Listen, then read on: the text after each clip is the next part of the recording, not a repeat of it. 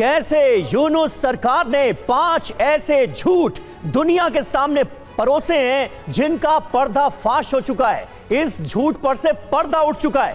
पहला झूठ क्या था? दीपू चंद्र दास, वो शख्स जिसे इंसानियत को तार तार करते हुए भीड़ ने लिंच कर डाला। मॉब लिंचिंग हुई जिस शख्स की, दीपू चंद्र दास उसका नाम था। और उस पर जानते हैं आरोप क्या लगाया गया था? सबसे आसान आरोप है ये। बांग्लादेश के मौजूदा हालात में किसी पर भी आरोप लगा दो कि उसने ईश निंदा की है, यही आरोप दीपू चंद्र दास पर लगाया गया। आरएबी की जो जांच रिपोर्ट आई है उसमें इस झूठ पर से पर्दा उठ चुका है। ईश निंदा के कोई सबूत इस शख्स के खिलाफ नहीं मिले। जब यह शख्स हिरासत में था, कस्टडी में था, लोगों से बचाने के लिए पुलिस इसे ले गई थी, उस वक्त भी यह शख्स बार बार कहता रहा, उस वक्त किसी ने माना नहीं। दूसरा झूठ, हादी के हत्यारे भारत भाग गए, यह प्रोपेगेंडा किया गया। जांच एजेंसी का बयान आ गया है, भारत जाने के कोई सबूत नहीं मिले हैं। हादी के हत्यारों के भारत जाने के कोई सबूत नहीं है। तीसरा झूठ, हत्यारों का संबंध भारत से है। जांच एजेंसी का बयान आया है कि हत्यारों की लोकेशन अभी तक ट्रेस नहीं हो पाई है। चौथा झूठ जो परोसा गया वो ये था कि बांग्लादेश उच्चायोग के बाहर हिंसक प्रदर्शन हुआ। कहां? भारत में। भारत की राजधानी दिल्ली में जो बांग्लादेश का उच्चायोग है वहां पर हिंसक प्रदर्शन हुआ, यह झूठ फैलाने की कोशिश की गई। भारत सरकार ने बाकायदा इस पर बयान जारी किया और कहा कि जिस बात का जिक्र करते हुए यह प्रोपेगेंडा किया जा रहा है वो सिर्फ एक शांतिपूर्ण प्रदर्शन था। सिर्फ 20 से 25 लोग इकट्ठा हुए थे, बैनर लेकर आए और चले गए। पांचवा झूठ, बांग्लादेश एक सेकुलर देश है जहां पर सबके लिए सुरक्षित माहौल है, यानी अलग अलग धर्मों से ताल्लुक रखने वाले लोग बांग्लादेश में सुरक्षित हैं। वीडियोस आपने देखे होंगे, सबूत तो सबके सामने हैं किस तरह से अल्पसंख्यकों को, हिंदुओं को टारगेट किया जा रहा है बांग्लादेश के अंदर। इन 5 झूठों को एक एक कर आज हम डिकोड करेंगे, लेकिन उससे पहले अपने मेहमानों से आपको मिलवा दें। मेजर जनरल एसवीपी सिंह हमारे साथ मौजूद हैं, air vice marshal OP Tiwari हमारे साथ मौजूद हैं डिफेंस एक्सपर्ट के तौर पर, और हमारे सहयोगी मनीष झा भी हमारे साथ मौजूद हैं। लेकिन शोएब चौधरी संपादक ब्लिट्स के ढाका से हमारे साथ लाइव मौजूद हैं। आज आपका भी बहुत बहुत स्वागत है। बांग्लादेश के हालात किस कदर चिंताजनक हैं ये हमने आपको बताया, और ताजा बयान आया है पूर्व पीएम शेख हसीना का। बांग्लादेश हिंसा के बाद पूर्व पीएम शेख हसीना का पहला रिएक्शन आया है। यूनुस ने चरमपंथियों को बांग्लादेश में जगह दी, उन्हें बढ़ावा दिया। बांग्लादेश के हालात बहुत चिंताजनक हैं, आवामी लीग के बिना चुनाव संभव नहीं है। कट्टरपंथी यूनुस का इस्तेमाल कर रहे हैं, ये शेख हसीना ने कहा है। खून खराबा रोकने के लिए ही मैंने बांग्लादेश छोड़ दिया, शेख हसीना की तरफ से यह बड़ा बयान सामने आया है बांग्लादेश में जबरदस्त हिंसा के दौर को देखने के बाद। तो कट्टरपंथी, बांग्लादेश के कट्टरपंथी इस वक्त मोहम्मद यूनुस का इस्तेमाल कर रहे हैं और कट्टरपंथियों के हाथों की कठपुतली बने नजर आ रहे हैं मोहम्मद यूनुस। कुल मिलाकर यह कहने की कोशिश शेख हसीना की तरफ से। तो बांग्लादेश की पूर्व पीएम शेख हसीना ने तख्ता पलट के दौरान भी कट्टरपंथियों को छोड़ने का आरोप यूनुस पर लगाया था। बांग्लादेश हिंसा पर उन्होंने क्या कहा है ये भी समझ लेते हैं। बांग्लादेश की कैबिनेट में कट्टरपंथी शामिल किए गए हैं। यूनुस कैबिनेट के पदों पर चरमपंथी बिठाए गए हैं और बांग्लादेश में कट्टरपंथी यूनुस का इस्तेमाल कर रहे हैं। यूनुस सरकार ने आतंकियों को जेल से आजाद किया। यूनुस सरकार में बांग्लादेश में हालात चिंताजनक होते जा रहे हैं। आवामी लीग के बिना चुनाव में लोकतंत्र है ही नहीं। भारत बांग्लादेश तनाव के लिए यूनुस जिम्मेदार है, ये बड़ी बात उन्होंने कही। सरकार अल्पसंख्यकों की रक्षा करने में नाकाम रही है। यूनुस राज में बांग्लादेश की धर्मनिरपेक्ष पहचान को भी खतरा। और चिकन नेक का नैरेटिव खतरनाक और गैर जिम्मेदाराना। कोई भी गंभीर नेता ऐसे पड़ोसी देश को धमकी नहीं देता, ये बात भी उन्होंने कही है। और इस वक्त ब्लिट्स के एडिटर ढाका से हमारे साथ मौजूद हैं शोएब चौधरी साहब। शोएब साहब, सबसे ज्यादा हैरान करने वाला बांग्लादेश की कट्टरपंथी ताकतों का एंटी इंडिया रुख है, लेकिन इंडिया को आधार बनाकर मौजूदा हिंसा को जिस तरह से जस्टिफाई करने की कोशिश की गई थी, उस नैरेटिव की तो हवा निकल गई है। जो बांग्लादेश की ही जांच एजेंसियां हैं उन्होंने साफ तौर पर उस नैरेटिव की हवा निकाल दी है। जो कहा गया था और इंडिया का नाम लेकर कहा गया था वो तो साबित ही नहीं हुआ, वो तो झूठ निकला। अब क्या हो रहा है ढाका में? बहुत बहुत धन्यवाद समीर अब्बास भाई। देखिए, ये यूनुस जो है ये सालों से एक मक्कार है, धोखेबाज है, फ्रॉड है।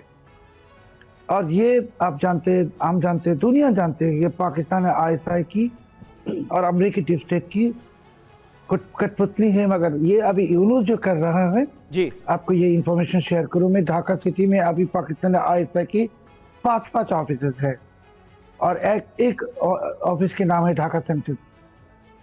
वही ढाका सेंटर से ये जो मिस इन्फॉर्मेशन भारत के खिलाफ स्प्रेड कर रहा है।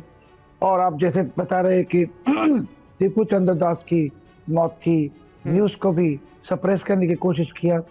और एक हिंदू गोपाल विश्वास, जिनको भी परसों ब्लास्फेमी के इल्जाम लगा के अरेस्ट किया, वो भी सप्रेस कर रहे, हाइड कर रहे। मगर यूनुस की कोशिश क्या है? यूनुस पाकिस्तानी आईएसआई की पर्पस सर्व कर रहे और चाइना का। और यूनुस को देके पाकिस्तानी आईएसआई बांग्लादेश को एक अंतर्राष्ट्रीय प्रॉक्सी वार की नई ग्राउंड तैयार करने की कोशिश में है।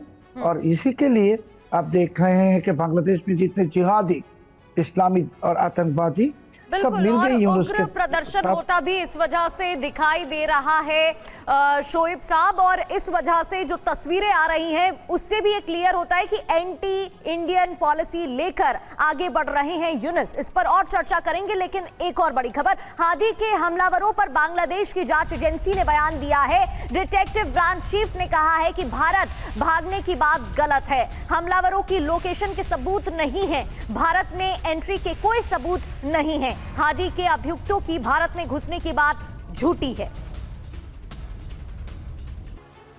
तो देखिए, कम से कम सुकून की बात यह है कि बांग्लादेश की जो जांच एजेंसियां हैं वो अपना काम कर रही हैं और जो सच है उसे सामने लाया जा रहा है। यहां तक कि यूनुस सरकार के झूठे प्रोपेगेंडा की पोल खोली जा रही।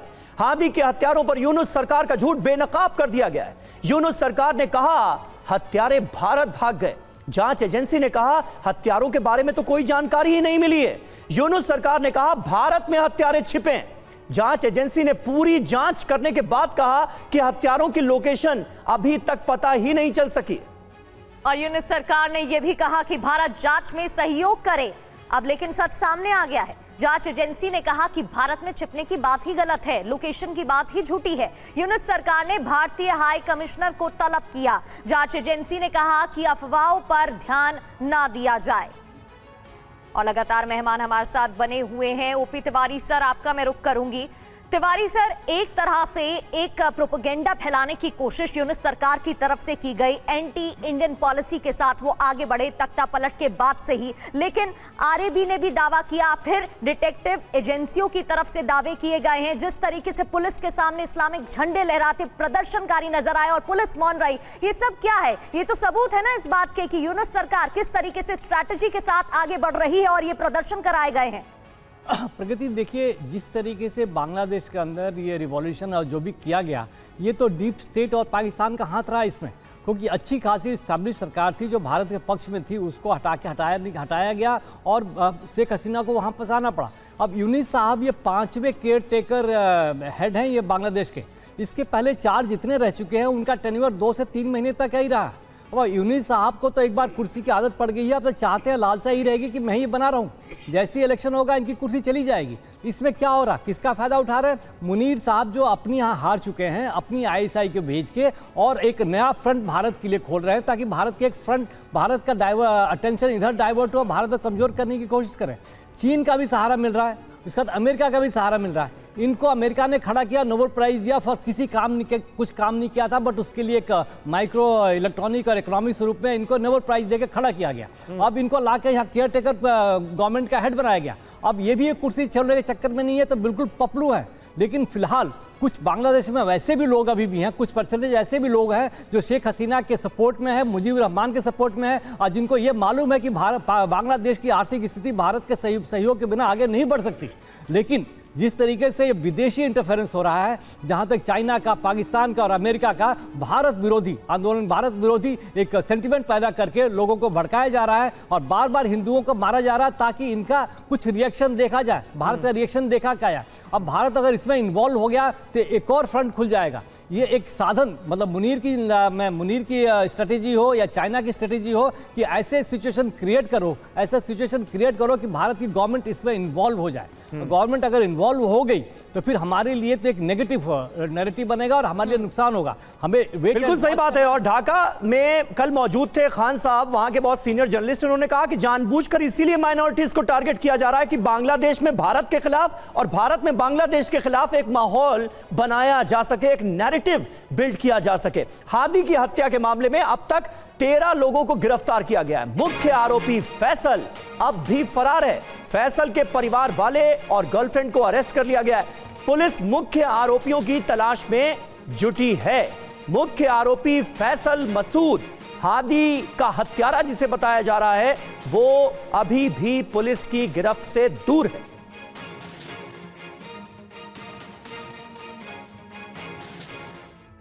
तो अब हादी की हत्या पर कैसे घिरे मोहम्मद यूनुस, ये आपको बताते हैं। इंकलाब मंच ने सरकार को अल्टीमेटम दे दिया है, यानी सरकार भी कहीं ना कहीं हादी की हत्या के बाद घिरती नजर आ रही है। सरकार से पूछा गया, हत्यारे फरार कैसे हो गए?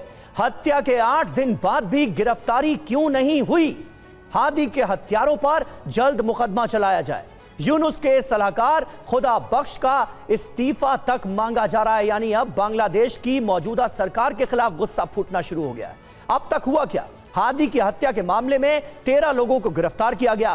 फैसल, करीम, मसूद के माता पिता, पत्नी सब अरेस्ट हो गए। मसूद के साले और प्रेमिका की भी गिरफ्तारी हो गई। सहयोग करने वाले 8 और लोग भी गिरफ्तार हो गए। मसूद के सहयोगी आलमगीर की कोई खबर नहीं है। बांग्लादेश की डिटेक्टिव ब्रांच ने इस बारे में जो जानकारी दी है वो ये कि फैसल, करीम, मसूद के भारत भागने के कोई सबूत नहीं है। यानी इस हत्याकांड के बाद जो नैरेटिव बिल्डअप करने की कोशिश की गई थी उसकी हवा निकल गई है। फैसल और सहयोगियों का लोकेशन पता नहीं है। आरोपियों को पकड़ने के लिए जांच अभी भी जारी है। कुल मिलाकर यह बताया गया है। मनीष झा हमारे साथ मौजूद हैं। मनीष, ये तो बांग्लादेश की अपनी एजेंसियां ही बांग्लादेश के कट्टरपंथियों और सरकार ने जो नैरेटिव पेश किया उसकी हवा निकालती हुई नजर आ रही हैं और अब कहीं ना कहीं उंगलियां उठनी शुरू हो गई हैं सरकार पर ही। मतलब मोहम्मद यूनुस की सरकार के दौरान यह हत्याकांड हुआ तो सबसे पहला सवाल तो उस पर ही उठना चाहिए था, लेकिन नैरेटिव खड़ा करने की कोशिश की गई इंडिया के खिलाफ।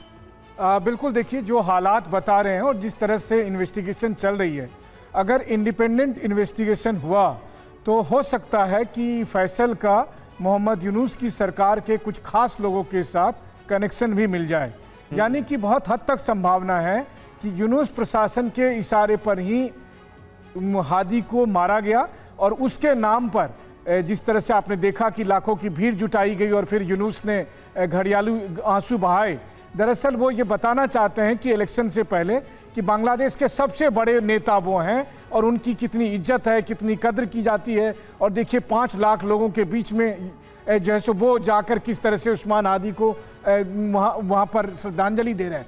कुल मिलाकर ये पूरा जो खेल है वो मोहम्मद यूनुस के आसपास रचा गया लगता है और इसीलिए अंतर्राष्ट्रीय समुदाय को भी चाहिए कि इसकी इंडिपेंडेंट इन्वेस्टिगेशन का दबाव बांग्लादेश की सरकार पर करे और जब एक बार वो होगा तो फिर पता चलेगा। हालांकि मैं देख रहा था कि कुछ खबरें ऐसी भी आ रही है, हमारे साथ खान साहब मौजूद हैं, शायद वो इस पर विस्तार से बता सके कि जो उस्मान हादी के हत्यारे हैं फैसल, उनके अकाउंट में या उनके आसपास उनके लोगों के अकाउंट में करीब 127 करोड़ टका के लेन देन हुए हैं और उसके लिए मनी लॉन्ड्रिंग चल रही है। पता नहीं अगर ये सच है तो किसने ये पैसे दिए हैं या फिर ये मनी लॉन्ड्रिंग के नाम पर एक नया प्रोपेगेंडा रचा जा रहा है। लेकिन कमोबेश बात तो वही है कि फैसल हो सकता है मोहम्मद यूनुस के ही किसी व्यक्ति के घर में छिपा हो और इसीलिए बांग्लादेशी सिक्योरिटी जांच एजेंसियों को मिल नहीं रहा है। फैसल बाहर आए और वो बताए कि वो किसके इशारे पर काम कर रहा था। बिल्कुल, और तभी पर्दाफाश हो पाएगा और सच बचा हुआ सामने आ पाएगा।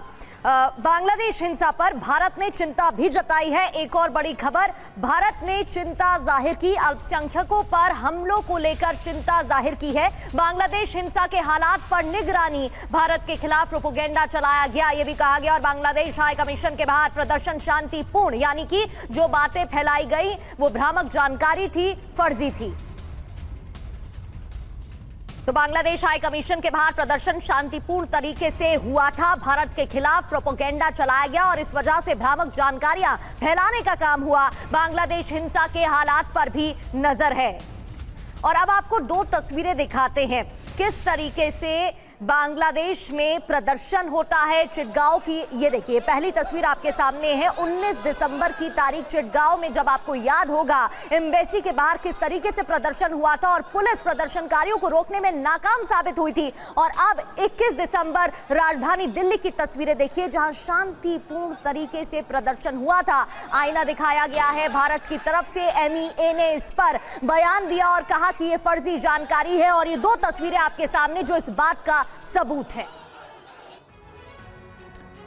तो देखिए, कुल मिलाकर एक एक करके मोहम्मद यूनुस की सरकार की तरफ से जो प्रोपेगेंडा रचा गया था उसकी हवा निकल रही है। बांग्लादेश ने दावा किया कि उच्चायोग के बाहर सैकड़ों प्रदर्शनकारी पहुंच गए दिल्ली में। MEA ने कहा कि बांग्लादेश मीडिया की रिपोर्ट्स पूरी तरह से तथ्यों से परे। हमने तस्वीरें आपको दिखाया, 20-25 लोग इकट्ठा होते हैं और काफी डिस्टेंस पर इकट्ठा होते हैं, शांतिपूर्ण प्रदर्शन किया जाता है और उसके बाद वहां से लोग चले जाते हैं। उसकी तुलना आखिर किससे की जा रही है? बांग्लादेश में जो कुछ हुआ वो तो मानवता के नाम पर कलंक है।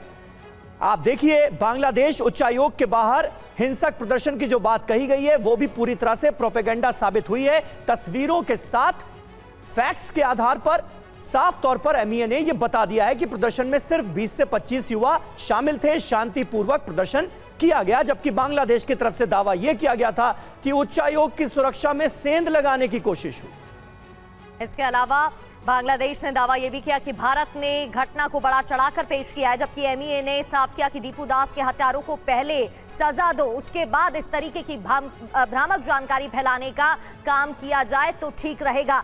सिंह सर, जिस तरीके से बांग्लादेश की तरफ से भ्रामक जानकारी फैलाई गई, साफ है जो स्ट्रैटेजी बनाने की कोशिश बांग्लादेश कर रहा है वो उसी का एक पार्ट था। लेकिन भारत ने करारा जवाब दिया, मुंहतोड़ जवाब दिया और ये क्लियर किया है। ये दो तस्वीरें भी हम दिखा रहे थे दर्शकों को कि कितना अंतर था, एक तरफ दिल्ली में जो प्रदर्शन हुआ और दूसरी ओर बांग्लादेश में। प्रगति, बिल्कुल सही कहा आपने।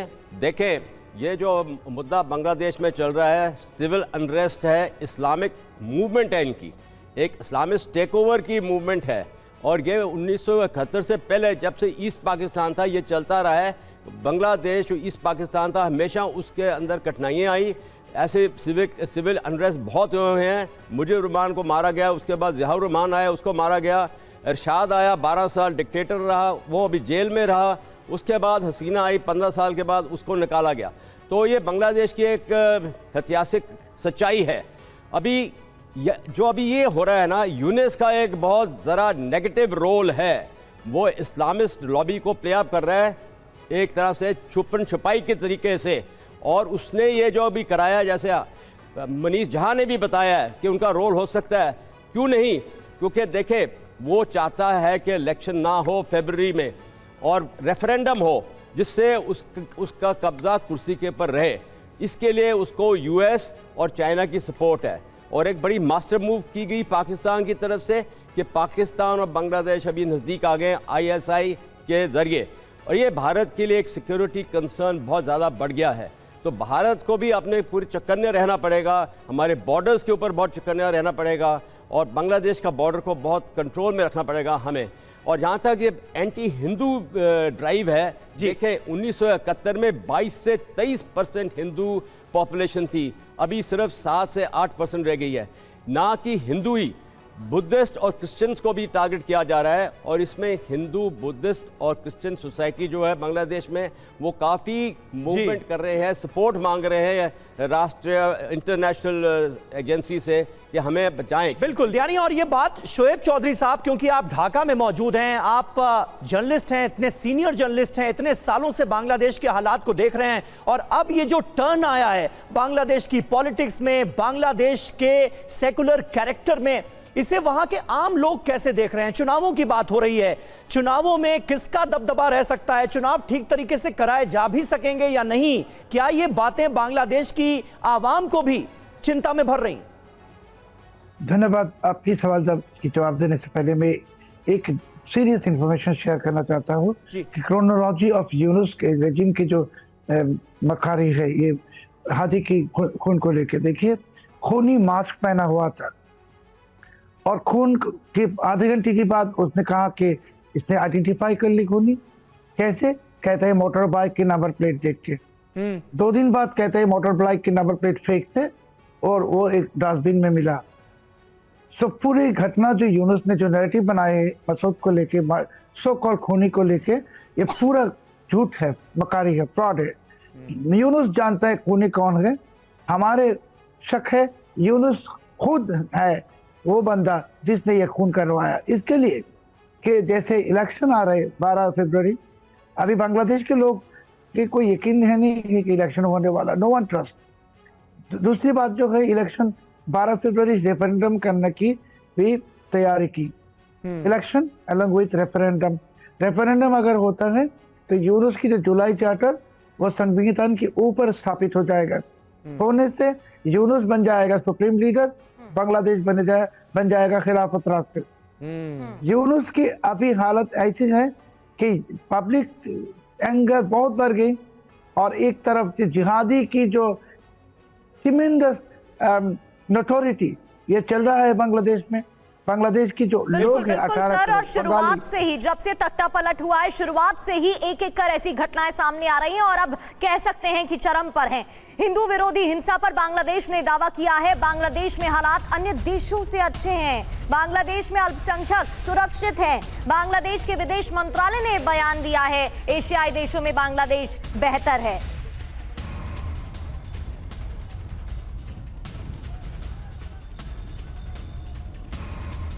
तो बांग्लादेश के विदेश मंत्रालय की तरफ से ये बयान दिया गया है।